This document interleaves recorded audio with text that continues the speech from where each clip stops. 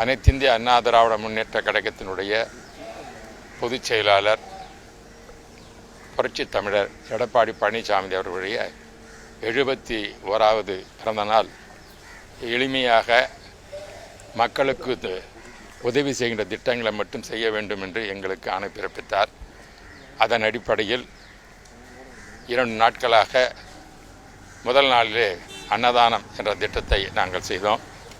நேற்று ID wing தொழிற்சங்கத்தின் சார்பாக இரத்த தான முகாமானது செயல்படுத்தப்பட்டது. புரட்சி தலைவர் அம்மா அவர்கள் வழியிலேயே எப்படியெல்லாம் நடந்து பெற வேண்டும் என்பது இன்றைய நாட்டில் இருக்கிற சூழ்நிலையில் அவர் தன்னுடைய பிறந்த நாளை பெரிதாக கொண்டாடவில்லை.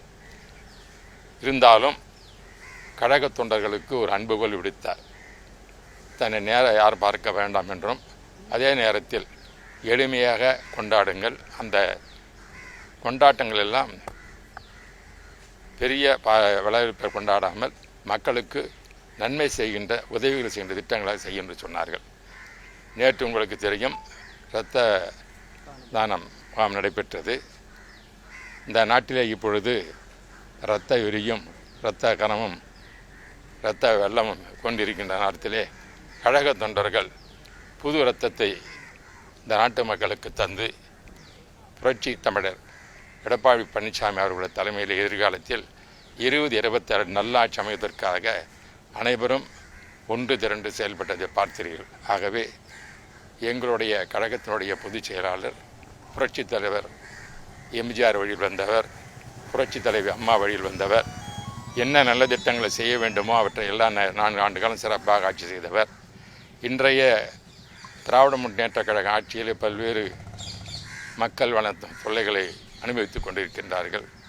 சட்டம் ஒழுங்கு சரியில்லை, போதைப் பொருளாக விளங்கி கொண்டிருக்கிறது, அன்றாட கொலை விதியாக நடந்து கொண்டிருக்கிறது, பல உயிர்கள் கொல்லப்படுகின்றன, பெண்களுக்கு பாதுகாப்பில்லை. இந்த நிலையெல்லாம் போக்குவதற்காக அதே நேரத்தில் திராவிட முன்னேற்ற கழகம் தேர்தல் நேரத்திலே 4 ஆண்டு காலிலே இப்படி முடிந்ததாக பல விளம்பரங்கள் தருகின்றார்கள். அவர்கள் சொன்ன எந்த வாக்குறுதியும் நிறைவேற்றவில்லை என்பது நன்றாக தெரியும்.